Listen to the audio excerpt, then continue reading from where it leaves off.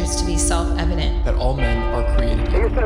As a member of Congress, I get to have a lot of really interesting people in the office, experts on what they're talking about. This is the podcast For insights into the issues. China, bioterrorism, Medicare for all, in-depth discussions. Breaking it down into simple terms. We hold these truths. We hold these truths. with Dan Crenshaw. The Eagle has landed.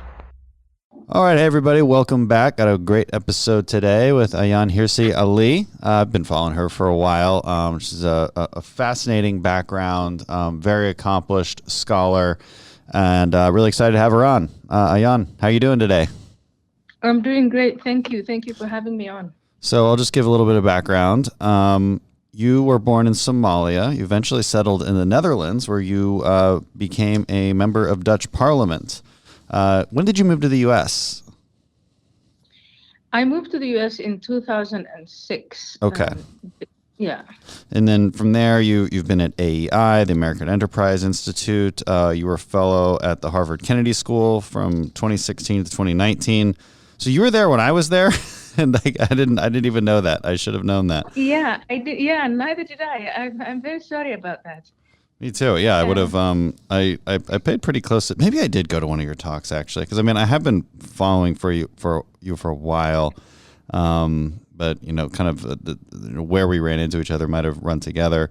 But you were also at the Hoover, or you're at the Hoover Institute right now. Another great place.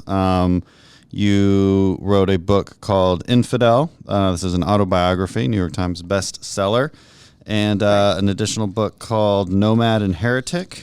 And you currently have, you're also the founder of the AHA Foundation, which is dedicated to protecting women's rights and dedicated to ending female genital mutilation, forced and child marriages, and honor violence. So very accomplished. Really happy to have you on. I mean, you've written on a lot of things. It's not just your interesting background, but also what you call Wokism. We'll get into that, identity politics, and all of the above. So, but I want to delve back into your background. So very, very curious to hear how did you end up from in the Netherlands? Were you a refugee out of Somalia, or what's your background? So I detailed that in the book called Infidel, which was published in 2007. But basically, I was born in Somalia in 1969, and that is about 9 years after Somalia gained independence. And for the first 8 or so years of my life, Somalia was in complete turmoil. My father was engaged in politics, and it was the sort of politics of, building or trying to build a nation that had become independent and was about 7, 8 years old.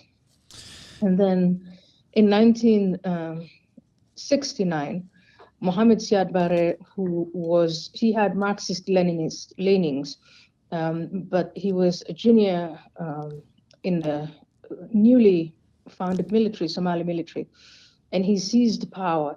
And he started to kill people who were against him and throw some of them in prison.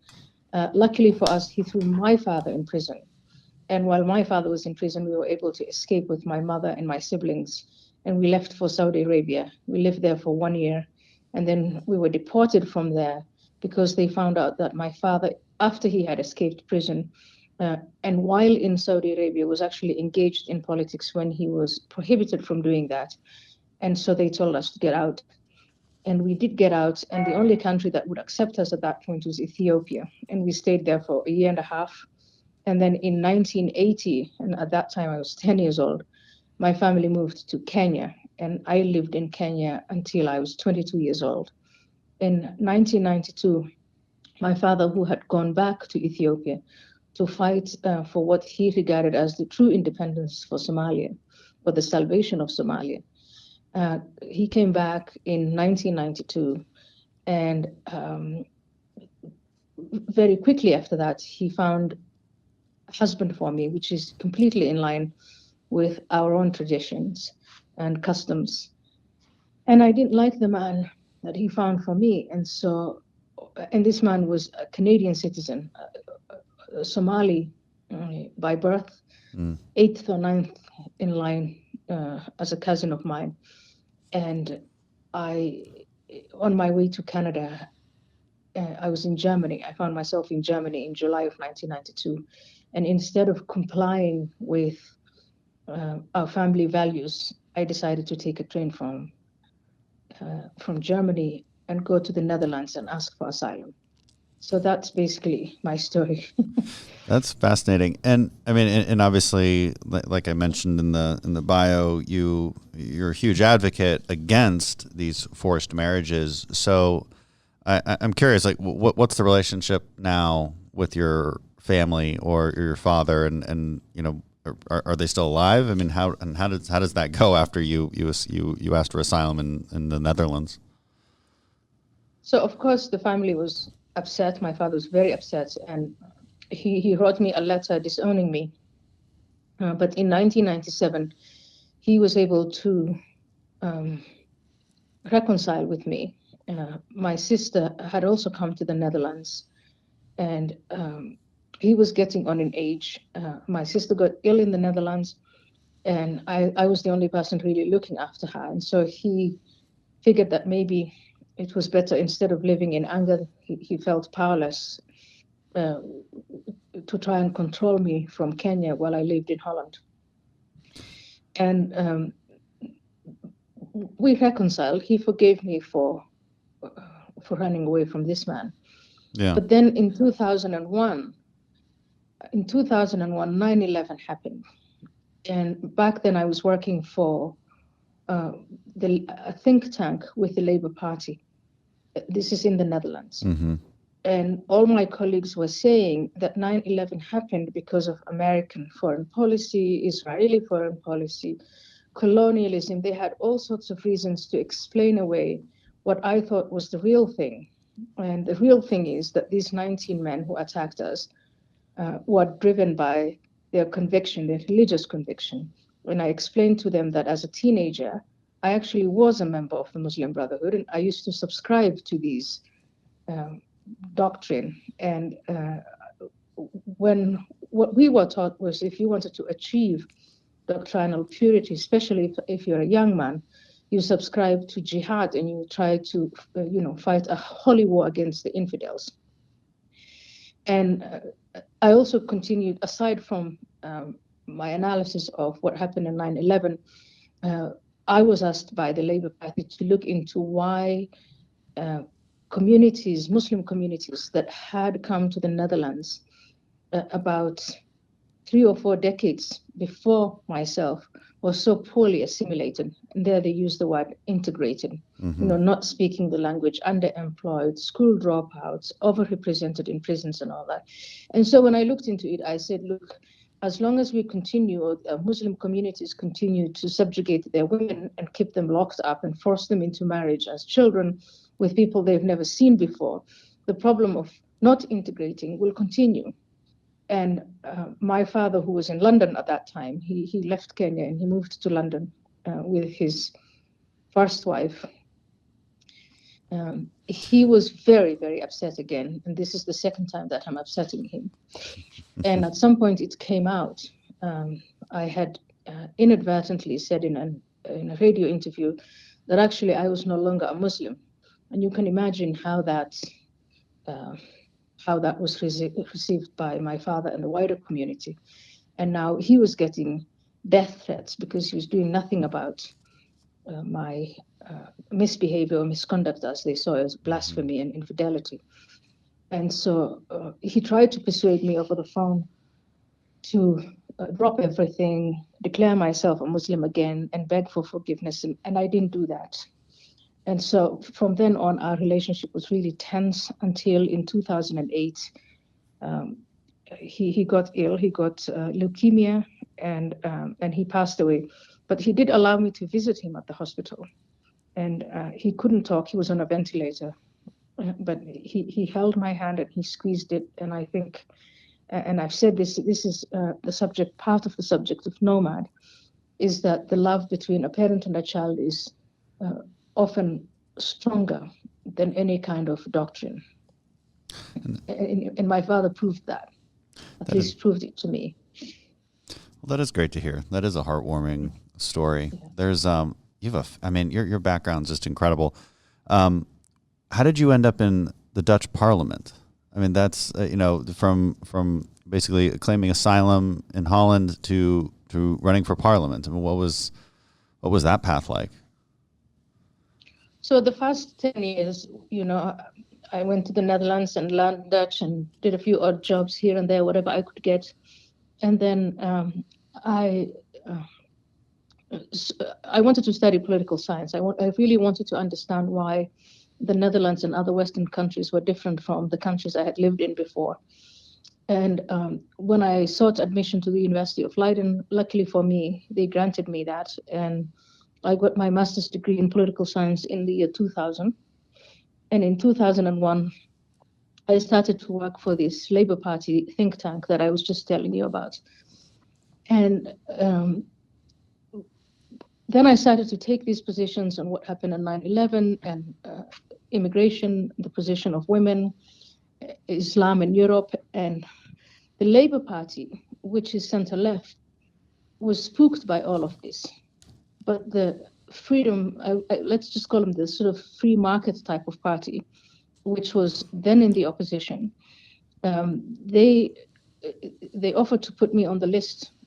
We have a list system in the Netherlands, and they offered to put me on the list for parliaments, where Neelie Kroes, who was a prominent woman back then and later became an EU commissioner, she persuaded me, and I think she persuaded her own party, that it was useless to talk about these things in think tanks. Instead, these were practical things that needed to be done through the allocation of resources and through legislation. And so that's how I found my way into the Dutch Parliament. And what you said earlier about the, and I wanted to hit on, you said a lot of things that I want to get to. When 9/11 happened, and there was this tendency to always, for Westerners to blame ourselves. In the Dutch case, I guess, blame American foreign policy. I've lived around the world. I see that all the time. It's always about that. But I see it on our campuses too, constantly. We're always asking, what did we do wrong?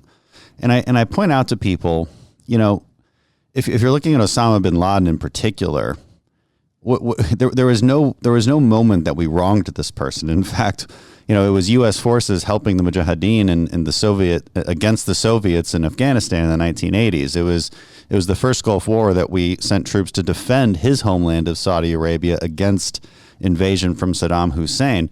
You cannot rationalize in a materialistic way why they do what they do and why they hate us so much. And this is so difficult for Westerners to comprehend, it seems. And this is especially true for the left. For whatever reason, the liberal disposition is always trying to find fault in ourselves instead of the people who seek to do us harm.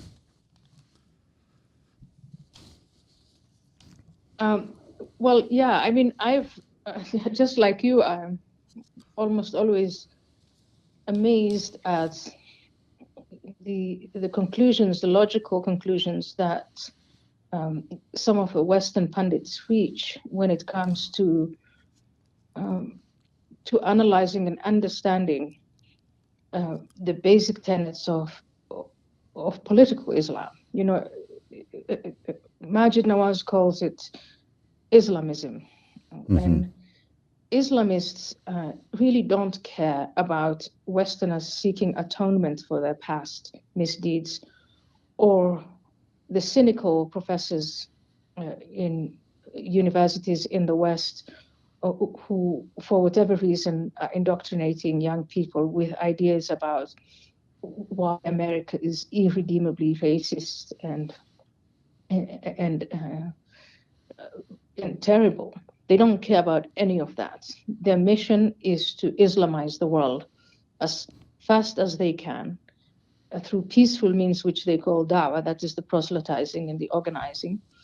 And if that fails, then through jihad. And individuals like bin Laden and the organization he created, Al-Qaeda, that is what they're seeking. They don't care. And as we've seen often enough, when Westerners are on the left in a very idealistic way, when they go and think that they can prove to them that they're the good ones, they have their heads cut off. And we've seen this over and over and over again. It's the inability of post-Christian Western societies to understand the potent power of religion. Right. Does this get into the question of multiculturalism and this sort of this kind of moral relativism that, like you said, I think it's a great phrase you use, the post-Christian Western society, because using the word post-Christian, I think is important because it implies that we've sort of done away with absolutes of right and wrong, and therefore we don't even know what we're defending, right? We don't even know what we're defending ourselves against because there is no right and wrong in a post-Christian world. There's just your opinion, and there's sort of the political whims of the moment. And, this gets into that conversation of multiculturalism. The other thing you mentioned about your experiences in Holland is they asked you to help them with the integration. And I know that in Europe, there's constant tension with Muslim populations there in Europe. I don't know that we experience it the same way in the United States. I'd like to think that we don't. I think that we integrate better. I go and visit mosques here in my district. I enjoy it very much. I've traveled to Muslim countries. I have an affinity for Muslim people, and I don't see that same tension boil up as much here. I'm curious what your thoughts on that are, and is Europe making strides towards that and towards that integration, or what else needs to be solved to fix that problem? So I think first I'll start by saying I disagree with you on the, post-Christian, let's say Western societies, Europe, Mm-hmm. America, and the others.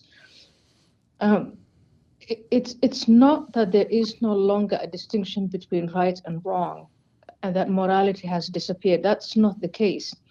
I think what you have are the classical liberals who believe that the issue of right and wrong is there, but what is wrong when it comes to harming others has been legislated, and that we've developed norms and values so that people really know and understand what is wrong and they can distinguish between the two. But then that situation is taken for granted. And then on the other side, again, secular, Mm-hmm. you have the postmodernists. And the postmodernists are the ones who are upset with modernity. They're upset with the classical liberals. They obviously have abandoned Christianity as a moral compass. And they've reached these crazy conclusions that there is no objective truth, that the only structures and institutions we are left with are structures and institutions of power, and that there is then this oppressor, the white heterosexual male, who is using these structures to continue to oppress everyone else. And then the language, even the English language, the language that we speak itself is the tool of the oppressor. Now, all of this has been written down in great detail by Helen Pluckrose. She's editor-in-chief of Area magazine in the United Kingdom, and James Lindsay, who's a mathematician here. And it's very interesting to see these various postmodernist theories or strains of theories first start out in universities, and on really the fringe side of universities. No one ever took them seriously. Yeah.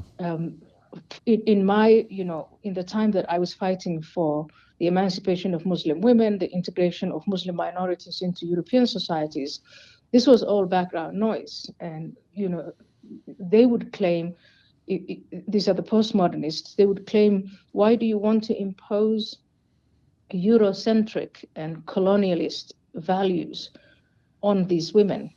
In other words, these women were just fine. You think they're oppressed, but they don't think of themselves as oppressed. Now, we're talking about children who are being forced into a marriage. Mm-hmm. We're talking about female genital mutilation. We're talking about honor violence and honor killings.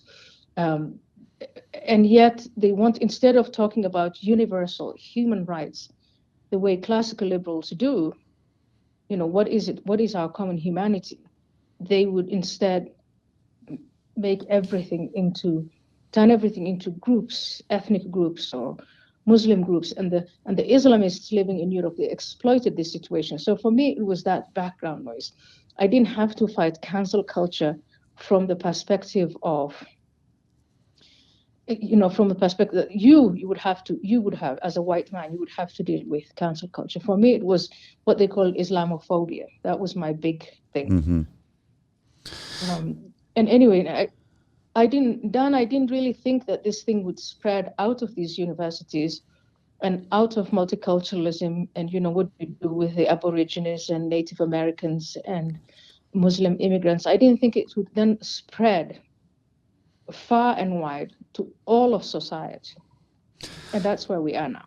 Yeah. And a lot of us wondered that because for those of us following this for, the last decade or so, we see this boil up on the campuses. And we wrongfully assumed that when these kids made it into the real world, that the real world would change them. But in reality, they've changed the real world. They've changed the culture of corporations, which have immense power, whether it's because of their market or because of their, just general voice in the public sphere, in Hollywood, in the media. And it's hard to know what it's based on, right? And it gets back to this conversation about truth and what is true and what isn't, what is right and what is wrong, and what are universal values and what aren't. And it's difficult to understand what it even stands for, except for itself, And it's difficult to understand what is on the other side of this sort of doctrine that they're perpetuating. It's frightening, to say the least.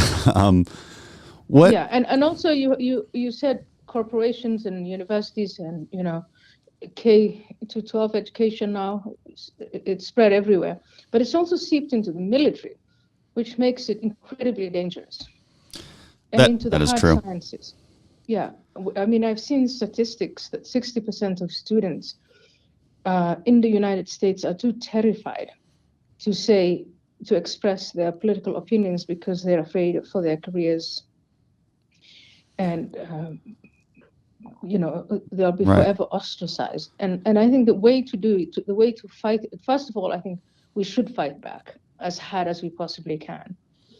And the way to fight back is to expose the nihilism of their end goals. Mm-hmm. So I can see people being emotionally manipulated when it comes to pointing out an obvious injustice. Right. But when you then start to really sift through their ideas and their goals, their stated political agenda, what you see is not that they want to fix that injustice. What they're saying is they want to dismantle the entire system. Right. They want power for their own doctrine. They want power for their own doctrine, but then you have to go even one step further and ask yourself, what are they going to do with that power then? When they let's assume we give them that power. Let's assume we give power to Black Lives Matter as an organization, as a movement. What are they going to do with it? And when you read what is on their website that they say that they're going to do with it, I mean, it's really creepy. They just want to dismantle, they want to destroy, they want to pull down statues, they want to rename everything. And it's not clear to me what they want to replace it with. Yeah, I say this a lot. Like if you're gonna protest the flag and the basic idea of America, then I would think that there's something on the other side of that. But they do not dictate what that is, and that in itself, I think, subverts the entire movement to a degree, because the entire point of protesting something is this idea that you would stop protesting at a certain point were you to see a change. But that's actually not the point. The point is just power. Yeah, it's more of a hostage crisis. And we're all being taken hostage. So if you start throwing around accusations like racism and white supremacy, then I think the first step would be to define what racism is. They don't want to define what racism is. The old definition that we had that led to actual changes for Black people and other people of color, they've rejected that out of hand. Mm-hmm. They say now racism is everywhere. Right. It's in between the cracks. It's under your bed.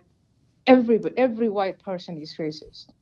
If every white person is racist, then you would conclude that no one is. So the term becomes so promiscuous, it becomes meaningless. And that is the point, I think. I think they just want to render our language meaningless so that they can keep talking about these power structures and these power relations and annihilate the idea that human beings can relate to one another in more ways than one. Right. And in very complex ways. Right. I agree. I think that is the point. So going back to your background, then why did you decide to come to the United States? I mean, you clearly had a quite a career in Holland. So why come to the U.S.? Well, it's also a little bit complicated. Two things happened. First, while in Parliament as a politician, I felt that I didn't want to I didn't want to run for office a second term. And my term was going to end in May of 2007. I was living with the kind of security that it's very difficult to describe. There was no quality of life for me, being moved from safe house to safe house. Really? Always surrounded by armed men. Who was targeting you? Who's targeting you in Holland? We had a relatively small group of very dedicated jihadis in Holland who had sworn to kill me, and they killed my friend Theo van Gogh because he made a film with me called Submission, just really a 10-minute. You would even think of it more as a trailer plus that described the why Islam, in the Quran, and I only used Quranic verses, why women were seen as inferior and how they were subjugated.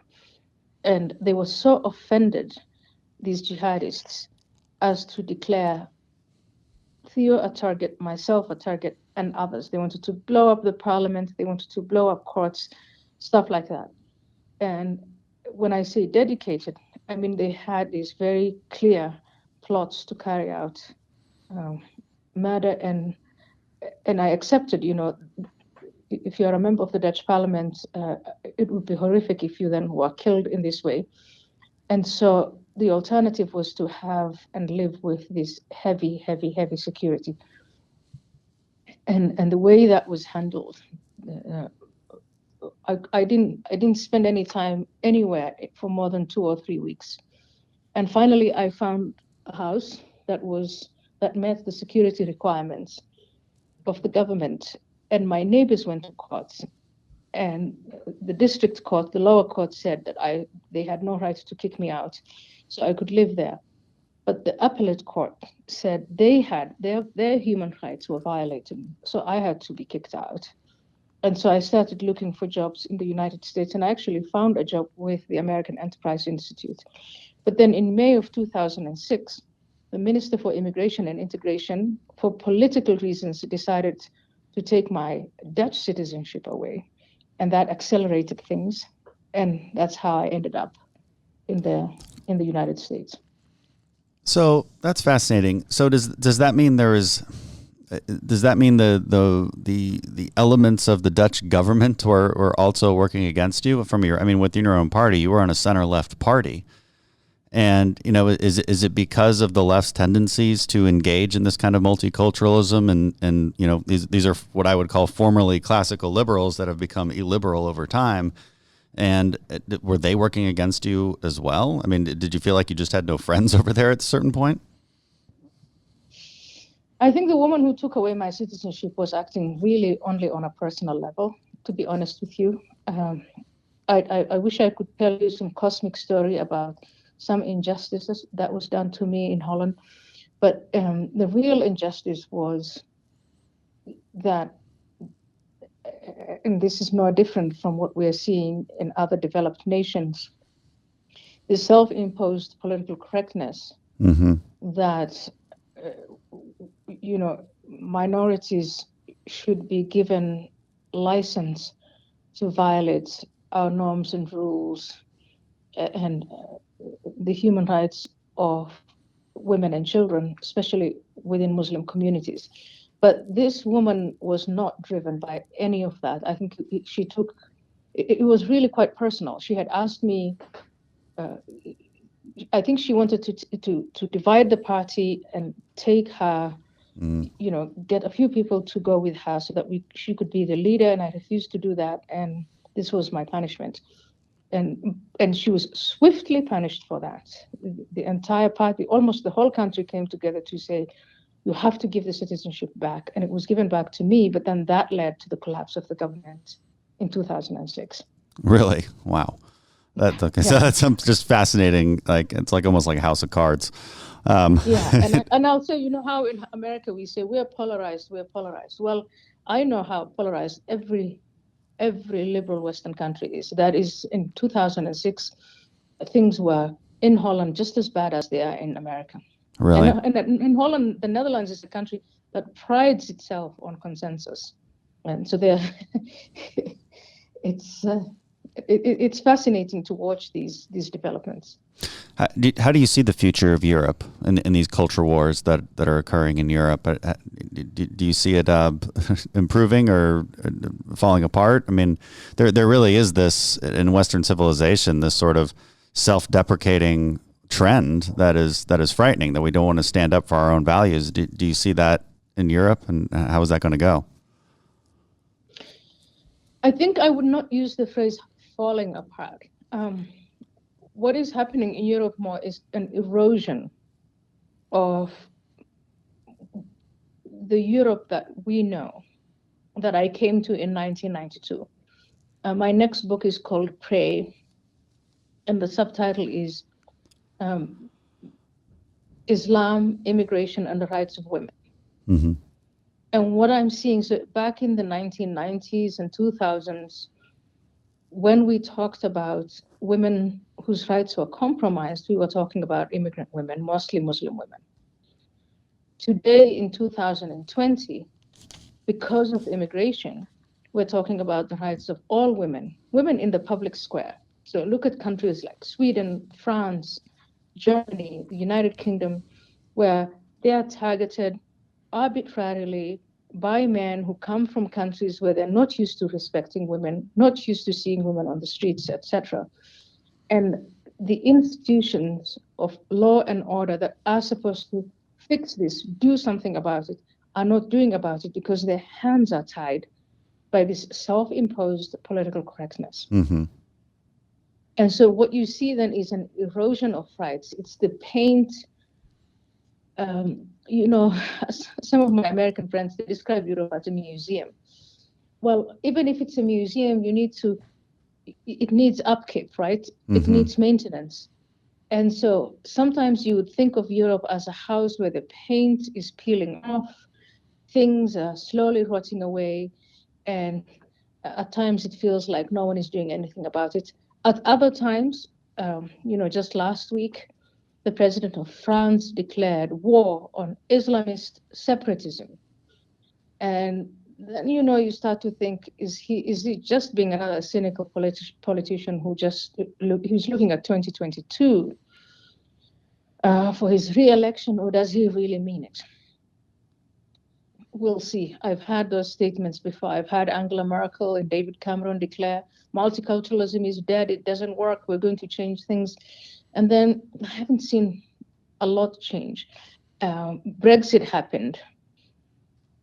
All sorts of political parties, populist political parties, right-wing political parties, far right-wing political parties are emerging in Europe. Maybe it is through these popular demands that the politicians will be forced to reimagine and rethink their ways.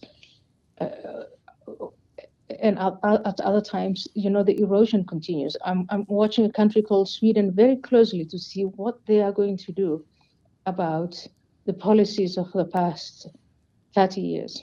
Mm-hmm.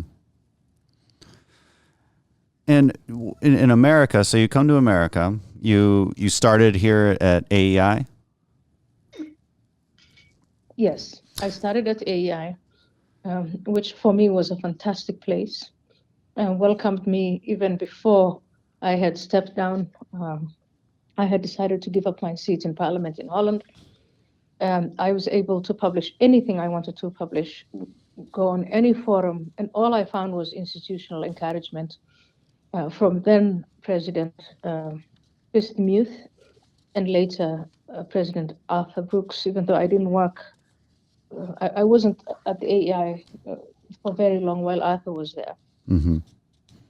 And I met great people who are friends to this day, very close friends to this day. So I just want to say my experience, my life as an individual here in America has been happier, more free. I couldn't be happier, honestly. It's just been wonderful. But of course, I'm also looking at these other developments in our country. Yes, I decided to become an American citizen wholeheartedly, work on my English, make friends, what you're supposed to do as an immigrant. As an immigrant, you choose to come here. So you do your best to become a part of the fabric of society. And I've had an easier time than most immigrants, I have to say.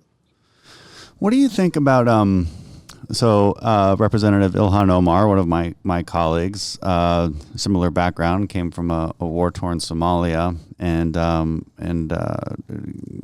became an asylum recipient here in the U.S. and of course ran for Congress, like really lived the American dream, but she takes a very different approach to Americanism and Western culture than you do. You know, the question is it because of her background that she takes that view, or is she really just perpetuating the sort of the Western leftism and that sort of cult of leftism that has occurred here? I mean, which is it? It would seem to me that it's more that she's repeating the cult of leftism more so than anything from her background.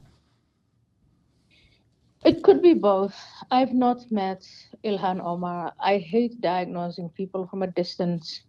I've never sat down with her, never had a conversation with her. So the Ilhan Omar I know is really the woman through publicity sources. Mm-hmm. My guess would be, on the one hand, like I was, when in my teens, I was very much influenced by the Islamists, mainly those who came to influence us, members of the Muslim Brotherhood. And so we got plenty of anti-Americanism, anti-Western propaganda to last us a lifetime. But if you then come to America and you fall into the hands of the woke, that's pretty unfortunate. And so I could see why you can be blind or blinded to the good fortune of coming here and bringing your family here and raising your family here and being celebrated and being elected into the House of Representatives. And now you're in the position of actually legislating, allocating resources.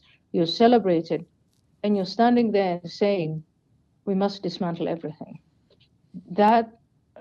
It's jarring.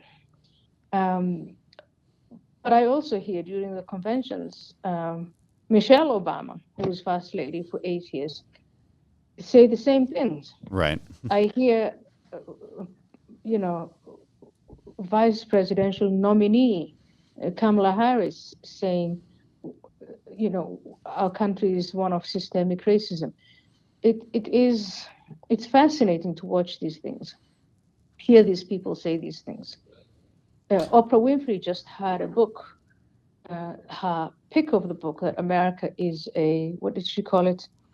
It was, the book is written by somebody whose name I can't pronounce, Appiah from Ghana. And America is now a caste system. Mm-hmm. And so it's with fascination that we watch these things and say, where did it come from? Is this for real? Or will I pinch myself and wake up and think, oh, it was all a big joke? Yeah, and it's like what we were talking about before. It's like, what's the point of it? Like where is the good in describing America this way, our culture, our institutions as systemically oppressive, if there's a point to it, because we have movements in this country where there was clearly a point to it. Yes. Ending the Civil War, there was a clear point to that, right? There's clear and definable systemic injustice, and so we fought a war to stop it. The Civil Rights Movement was exactly the same. There was very clear and definable systemic injustice, and that movement was designed to stop that. There was something on the other side of it. It's very concerning that we don't see anything on the other side of it, except the goal. The goal itself seems to be resentment and bitterness and division, and I don't understand that goal. It's scary. Well, it is. I thought of it. I described it as Marxist, and James Lindsay, whom I talked about earlier, and Helen Flackrose, they actually, it's not Marxist because Marxism was material, right?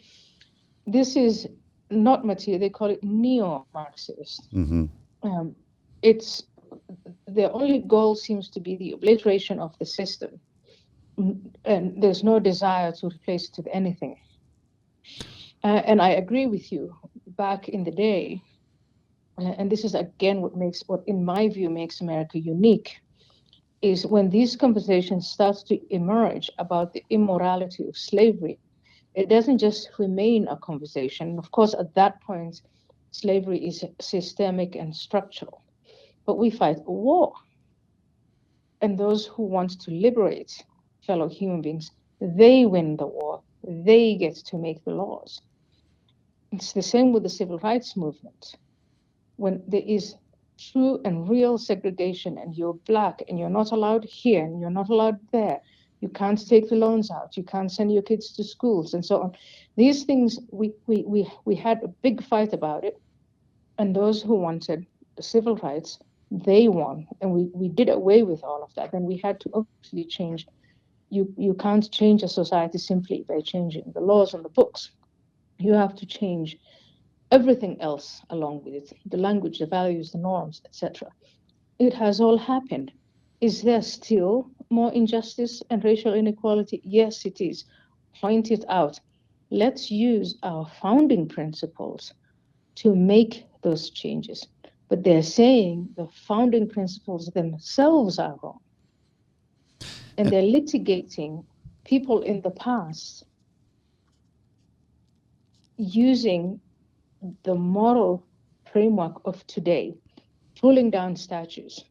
They're overlooking the fact they're calling us Nazis in the United States of America when we actually fought Nazism and sacrificed blood and treasure to a magnitude they've never seen before to stop Nazism. And yet the country is being maligned and smeared as truly racist. Now, you can imagine the kind of, when you have this kind of internal turmoil, you can imagine the kind of external attacks you invite. Mm-hmm. What is China going to do to us, or Russia, or the Islamists, you name it? We're just making it way too easy, because we no longer have the moral high ground. We are proclaiming from our universities that we are irredeemably sinful and racist. And it's actually frightening, yeah. Yeah, we make it very easy on our adversaries. If you're in the information operations, units of the Russians or the Chinese, and I know a lot about this. I spent time in the intelligence community, so I understand how these operations go.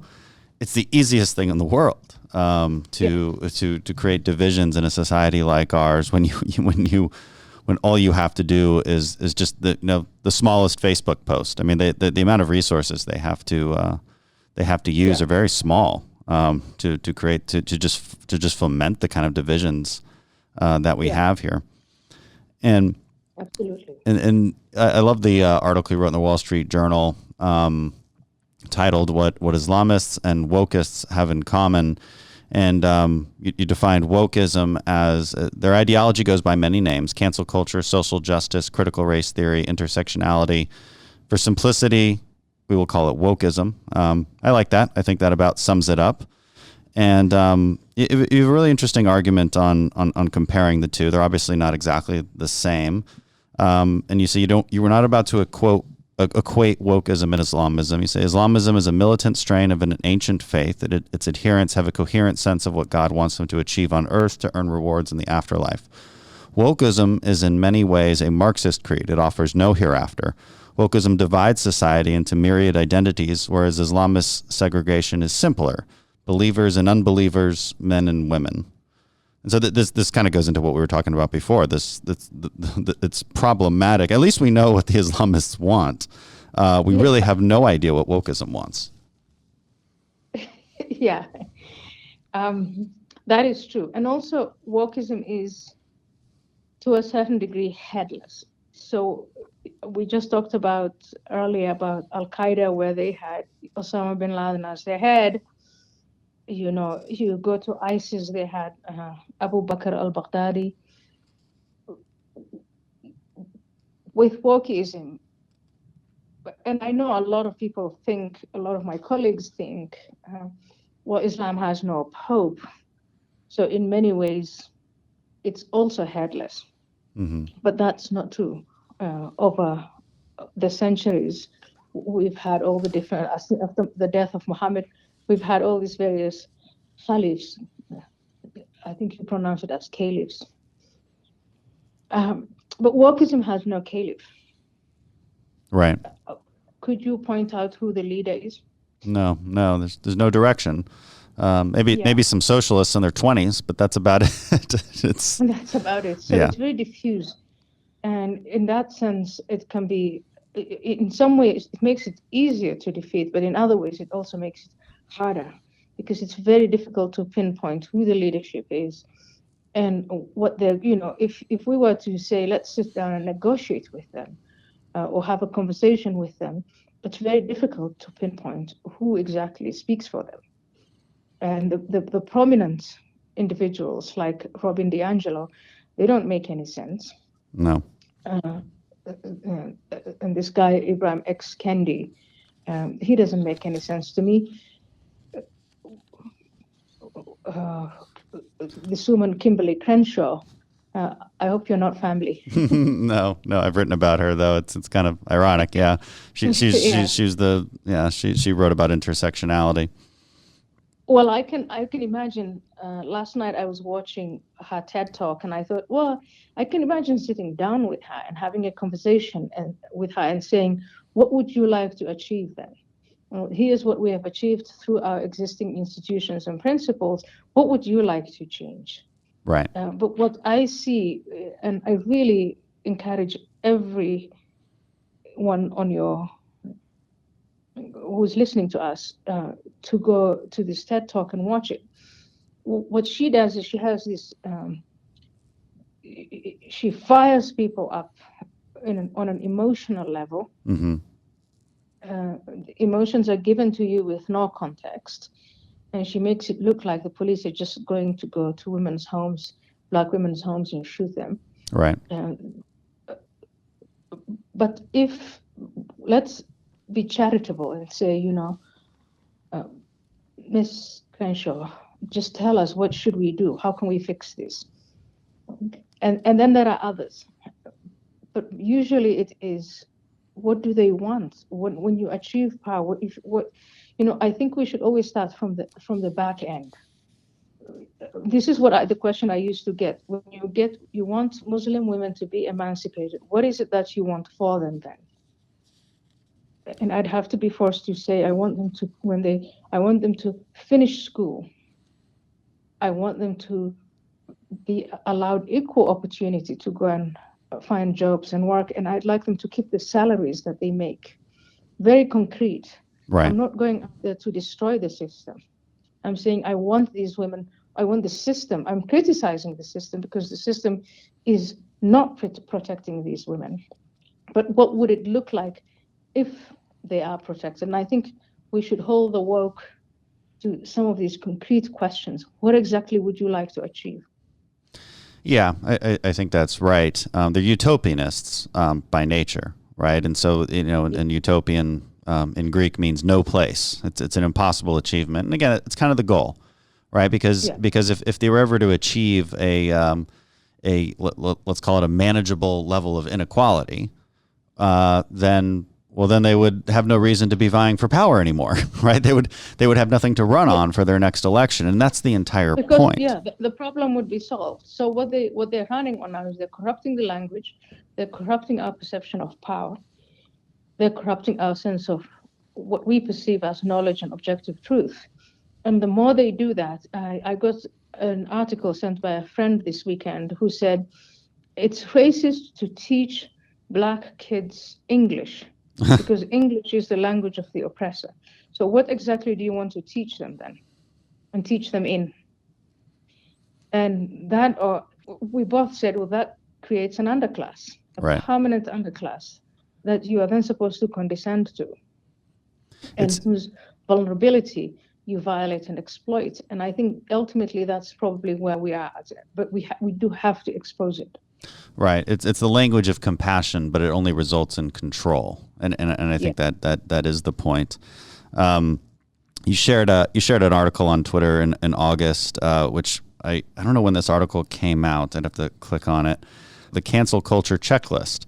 6 signs that show you're not being criticized, you're being canceled. It's such a great checklist because it is important because the right gets accused of cancel culture too. The left likes to use our own words against us sometimes, but it's like, no, we're just criticizing. Like there's a difference between open and honest debate and making real objective arguments and just canceling. And I loved this checklist. There's 6 things to look out for that really define what cancel culture is. Maybe I'll just go through them real quick and then let you kind of respond to it. 1, punitiveness. So are people denouncing you to your employer, your professional groups, or your social connections? Are you being blacklisted from jobs and social opportunities, etc.? Number 2, deplatforming. Are campaigners attempting to prevent you from publishing or giving speeches or attending meetings or just get you kicked off of Twitter? Number 3, organization. Does criticism appear to be organized and targeted? Number 4, secondary boycotts. Is there explicit or implicit threats that people who support you will get the same punitive treatment that you're receiving? 5, moral grandstanding. Is the tone of the discourse ad hominem, repetitive, ritualistic, posturing, accusatory, outraged? Are people flattening distinctions, demonizing you, slinging inflammatory labels, and engaging in moral one-upsmanship? And ignoring what you're actually saying, more importantly. And 6, truthfulness. Are the things even accurate, or are they just lying? Or are they just hurling insults? And I always say, if you have to insult me, it's a pretty good indication you don't have a very good argument to make. Yeah, I mean, that is it. And now you have to ask yourself, why are all these tools being deployed and against whom? These are the tools of silencing. They have new names like deplatforming and that sort of thing, truthiness. But human groups have relied on similar tools to pick on and silence others. Yeah. And these are all tools of silencing, of censorship upon censorship. And then you say, but why? Like, this is, every single time I read about Wokism, I just want to ask them, what would you like to achieve? Right. It keeps getting back to that. We don't seem to have a good answer for it. It's very troubling. We do have a good answer for it. They're nihilists. Right. We have a good answer. It's been answered. I mean, if you've read philosophers such as Rousseau and the way he inspired many people in his time and beyond. This is the way I like to think about it. We, especially in the West, we like to think of ourselves as rational human beings. Mm-hmm. And we think that reason dominates.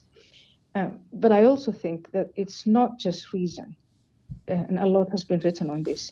People are romantic, they're utopian, they're irrational. Yeah. By nature, Think about all these new age religions. Think about the sprouting of cults, and most often these things happen when we are in a relatively good place. People are living a little longer, making more. There are barely any outside threats. And that's when people start to give in and give way to their most irrational civilization hating impulses. Yeah. And starts to fall in love with the so-called noble savage. And there was a friend of mine, Roger Sandel from Australia, and he called it romantic primitivism. So that problem is going to remain with us as long as we are humans. It's just part of us. And I think this is a new surge of such romantic primitivism. They want to bring everything down. Right. I fully agree with that. I tell people that this isn't really new. That this movement we're seeing, it's not new. You know, you mentioned Rousseau. This was deeply embedded in his own philosophy in the French Revolution. This idea that everything must be torn down and started over. Like there's no common knowledge that we've derived from thousands of years of history and culture passed down through generations. Like it's all nonsense. It's all oppressive and they can always make the argument because anytime you can anecdotally point out some kind of injustice, and their argument is that if there's any injustice, then it's an indicator that the entire system is corrupt from within.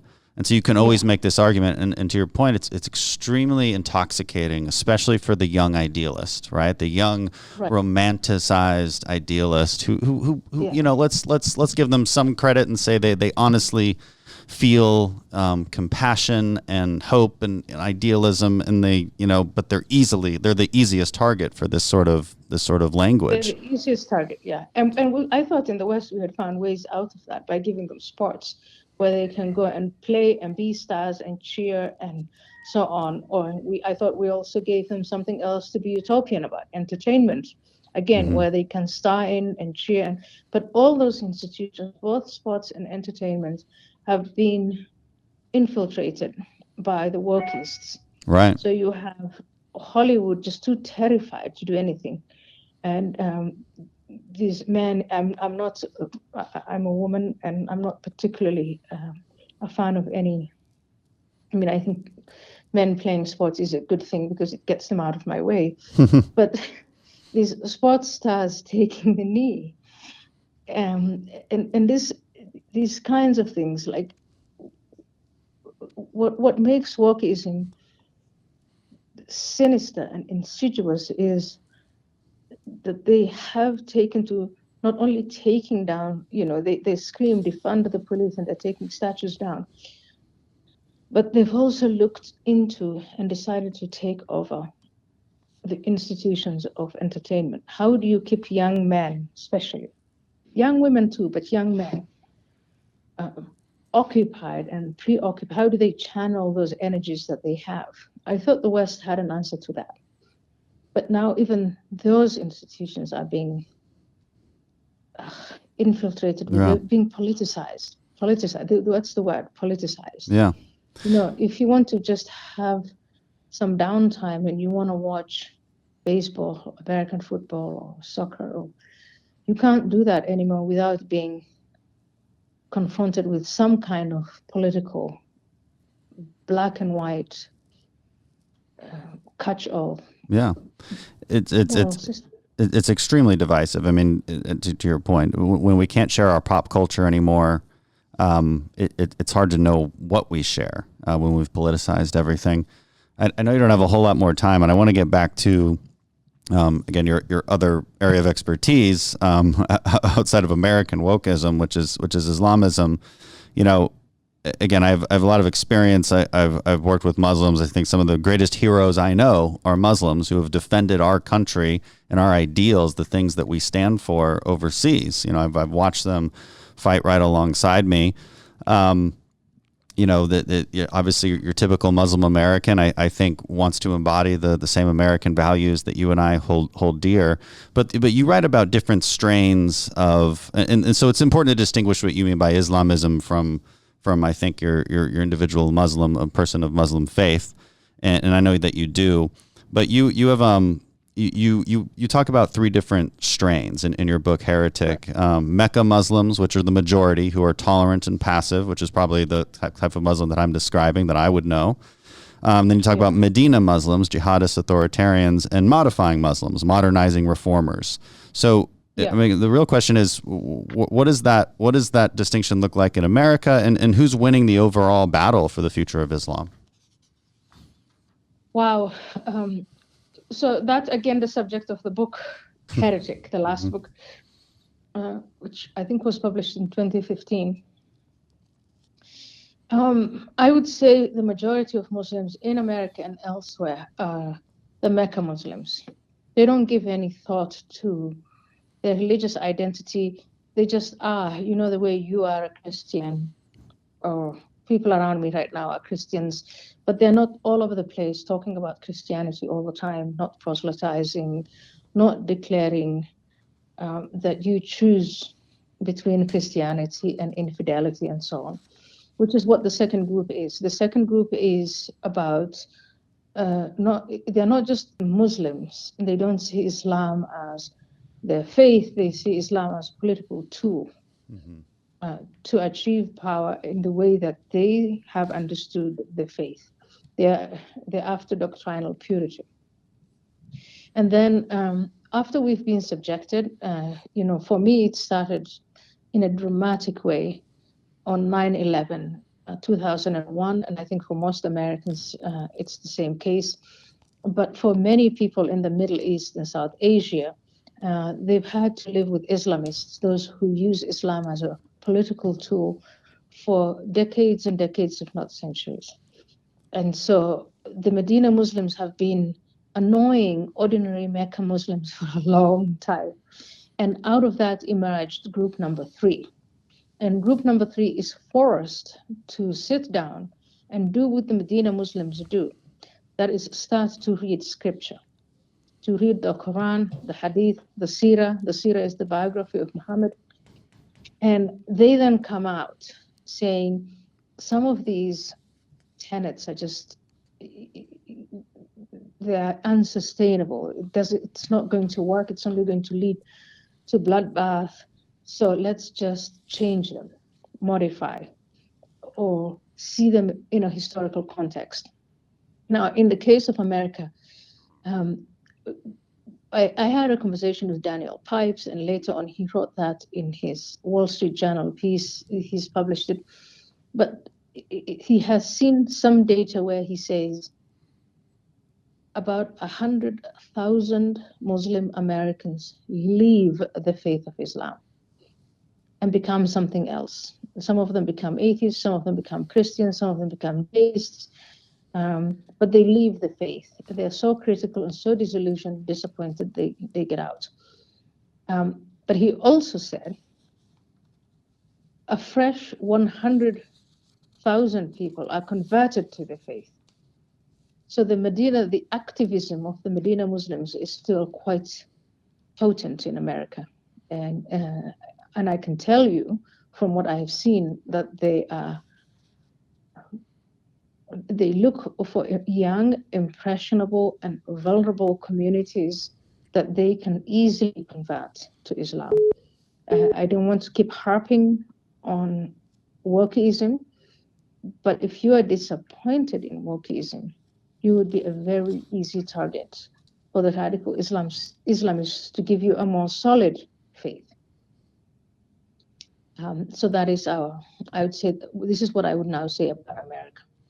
Right, and so it kind of all comes back together. It's all part of an interesting strain, and I think the common thread seems to be victimhood ideology, right? If you're disillusioned, if you see disparities around you, then you seek an explanation for that. And there's political opportunists, whether they're in the form of the Islamists that you talk about, or whether it's in the form of Wokism, that seek to take advantage of that and then say, all you have to do is give us power, and all of the disparities, all of the injustices of the world go away. I have seen booklets, da'wah booklets, that's Islamist proselytizing in America. And it almost always starts with, America is actually a fine place to find a job, etc. So in a materialistic way, America will give you something, but after a certain point, America is morally bankrupt. And they build on these narrative that we are racists and oppressors, and they build on some of the social issues we have, dependence on drugs and alcohol, the exploitation of women, human trafficking, that sort of thing. And they say, you see, that is because of America's moral bankruptcy. And here is a moral framework that will set it all right. All you have to say is, Ashhadu an la ilaha illallah wa ashhadu anna Muhammadan Rasulullah. I witness, or I bear witness, that there is no God but Allah and Muhammad is his prophet. And once they get you to that point, what they haven't told you is, if you then in turn become disillusioned with the faith that they've introduced you to, and you get out, or you try to get out, what the consequences are. Right. And I guess that's where the darker side comes. And, you would think, and maybe not in that extreme sense of Islamism, but you would think that we'd have a lot more in common. As a Christian, I would believe we have a lot more in common with Muslims in America, because the entire point is to establish a moral framework of right and wrong. And, and that's our founders did say that. They're like, you can't have, this Constitution is inadequate for anybody but a moral and religious people. So we should be on the same page in many ways, wouldn't you think? I think we should, but again, we can only be on the same page if we speak the same language, if we take the time to define what it is that we're saying and talking about, and that entails good faith, right? And that you're not engaging in equivocation and ambiguity, and it also entails in the respect for each other's perspectives. Again, another source of good faith. It entails civility. I've had a conversation with you. You see things differently. I'm going to leave it at that. I'm not going to declare war on you or plot to take your job away or kick you out of your home or any of that. Not going to bully you. And again, that is, if you carry on in this sense, I would say, to me, the philosophy that I find the most appealing is that of classical liberalism, where we think we've achieved that. And the only weakness of classical liberalism is that there is no promise of a utopia. Right. There's no promise of, something that transcends your reason, and you can get yourself lost by going to the opera or in a game or something else. But we there's nothing we're offering. We don't offer what the promise of Jesus Christ offers, or the promise of, once you've given your life to jihad, what you're going to find in the afterlife. That void is there. I mean, I witness it, but I don't have an answer really. Right. But ultimately, I would say, you look at a society like America, even now, our most divided, and we're living in crazy times. Still, you see people, regardless of their color, skin color, faith, whatever, coming out and helping one another, being there for one another. So we still have it, but we have to hang on to it. Right, and maybe talk about it more in our political discussions and our pop culture, because I do agree with you. I think at the ground level, people are not nearly as divided as the media would like them to be, or at least tries to make them be. And I agree with what you said about the classical liberalism. It feels like conservatives are the only ones defending true liberalism at this point. Yeah, no. These basic universal principles that is, as you said, it's not a utopia. It's not meant to be, because utopia means no place, and it's a sense of humility, right? A sense of humility with what we can accomplish. It is an understanding that the best you can do for society is adherence to these universal principles that have been discovered over time, through a lot of hardship and through a lot of deep thinking, and that's kind of that's the entire point of Western civilization, is the discovery of these universal principles that can be applied universally.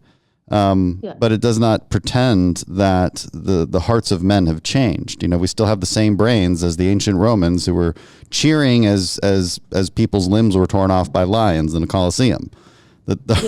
Our brains have not changed, but what we have implemented is structures and a series of incentives and universal principles that inhibit, to the best of our ability, those worst inclinations. And when people still see those I guess injustices play out, you know, again, it's this despair that and then they seek to erode the entire system, and it's deeply unhealthy. Well, thank you so much. I know we're out of time. Ayaan Hirsi Ali, it was a fascinating conversation. Appreciate all the work. Appreciate your story. It's really unbelievable, and appreciate what you do for America. And Dan, thank you so much for your service and your sacrifice. And thank you again for having this conversation, for fighting this brand new fight. Yeah, well, no, happy to do it. Great to have you. Thank you.